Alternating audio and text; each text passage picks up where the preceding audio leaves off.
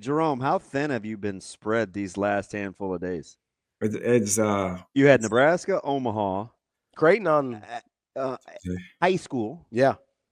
which this is the furthest but closest you've been to high school in a long time. This college, do you like the college thing too? yeah. I enjoy it, right? I enjoy all of it, but uh,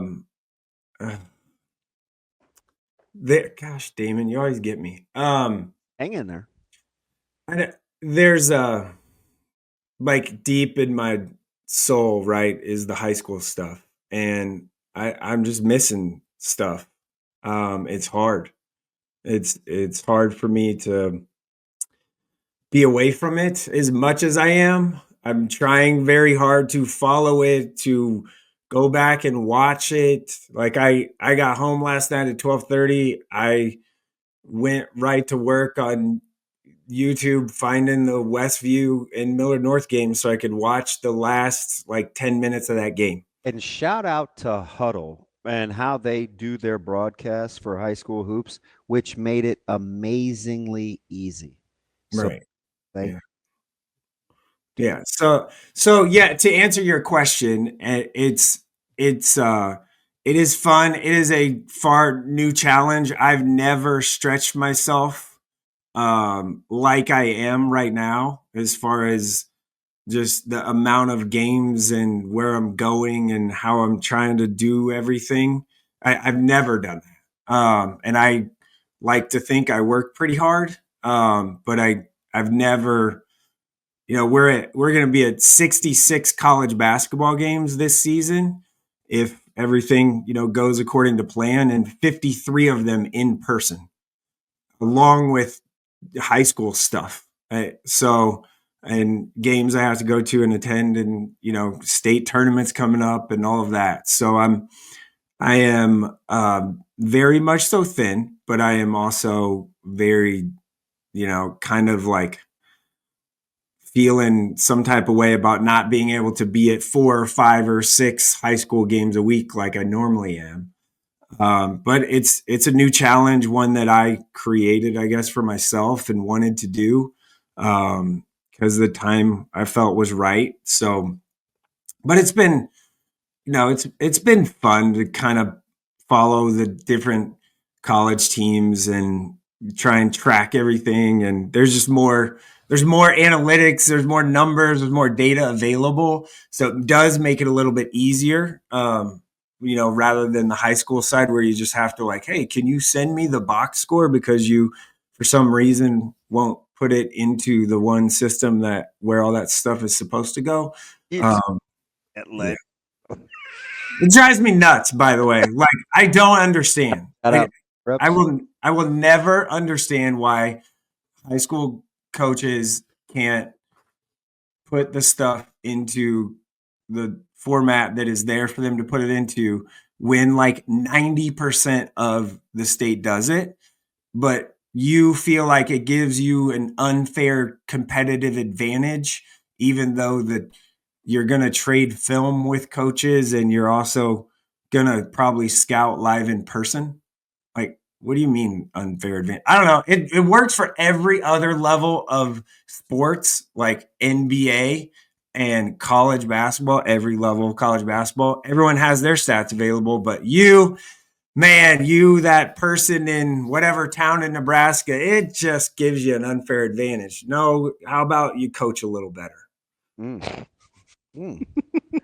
That's not exactly. I thought you were going to put a bow on that bad boy, but no, it's a lazy excuse. It's just a lazy excuse. It's a fair point. I mean, like if every college in the country can do it. So the one thing, and I'm not here. I listen. I'm going to give you your flowers. Most men don't get them while they're alive, so I don't want to rain on your parade. But I will say, the collegiate pro analogy, I think it works to the counterpoint because there's high school coaches that don't do that will say if being anonymous is their advantage, like those leagues that you mentioned are already out in public anyway, so everybody knows, so there's no harm, no foul.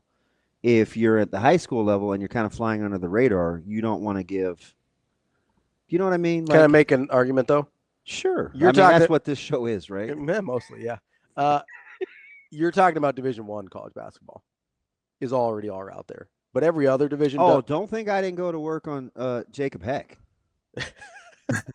yesterday. Okay. So, but like that's what I mean. Like NAI programs, D2, D3s, like the stats go a long way, and they still all do it. Like it's not, they don't have the same. Like everybody doesn't know. Okay.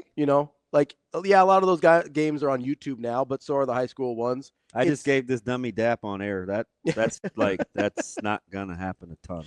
If anything, and David brings up a good point. I think the lack of stats. Would you stop saying that when you introduce his statements? He made a good point. What am I supposed to do? You love that dude. That's because it's a great point. It's a great point, David. I have the chat. He usually rides with me. No, it does hurt the kids. Like if you can't find, I've recruited kids at a college level before.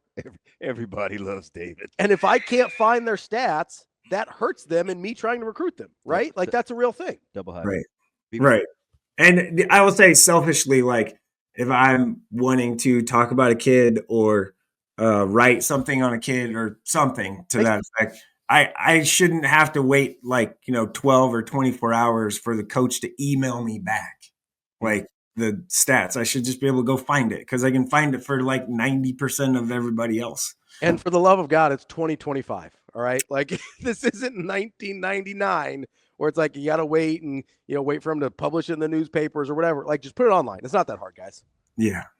In the actual system that the state, set up for that to be done with, Yeah. All right, let's move over to high school. You mentioned that Westview Millard North game last night.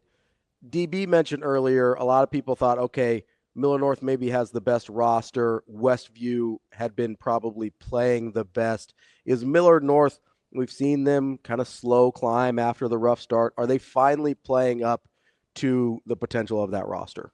Yeah, I think so. I think last night was a huge win for Millard North. And in that environment, Westview's done a really good job of building a pretty good home court advantage environment. It's I don't know how much of that was the Emmett Dillon thing, but that place was lit. I think I was there for the prep game and it was lit that night.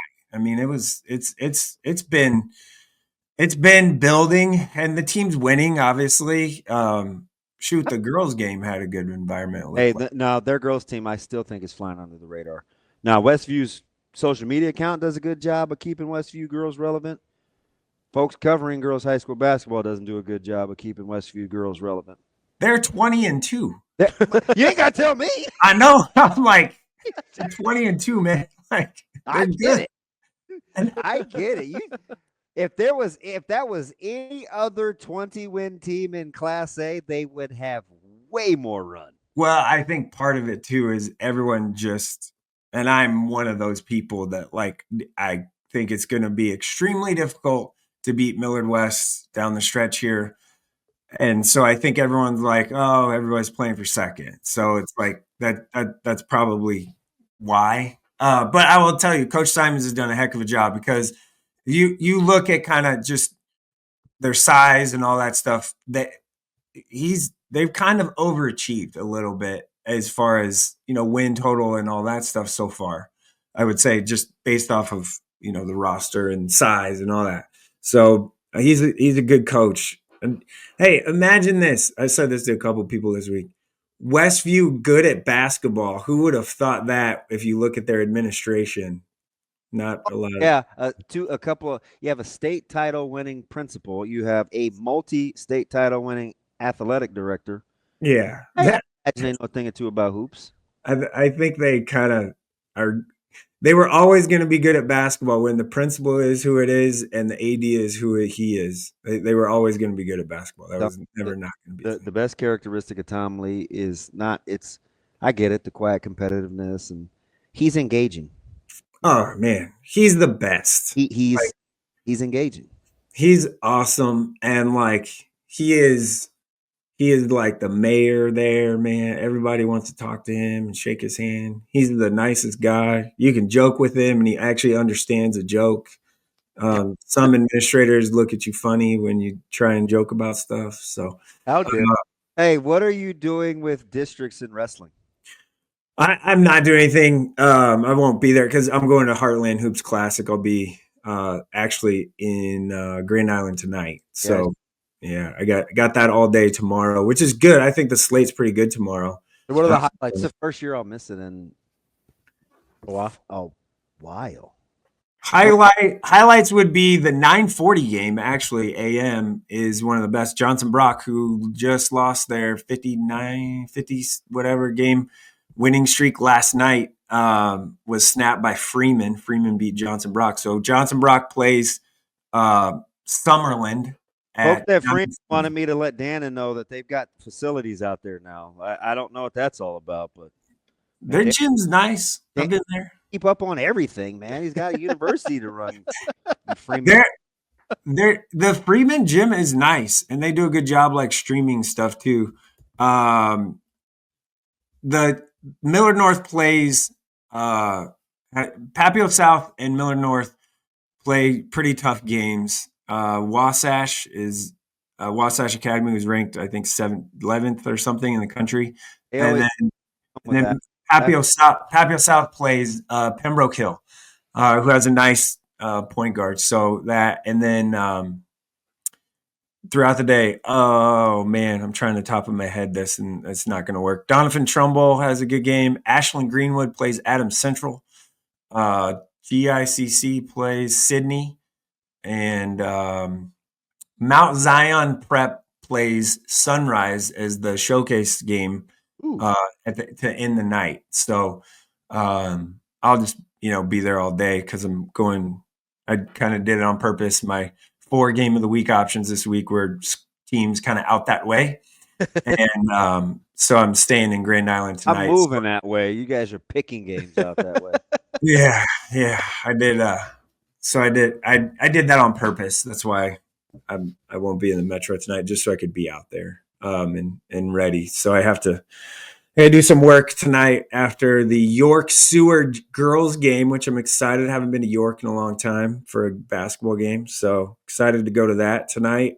And then I'll get back to the hotel in Grand Island and do some prep work because I'm the color analyst for the final 3 games tomorrow on the stream.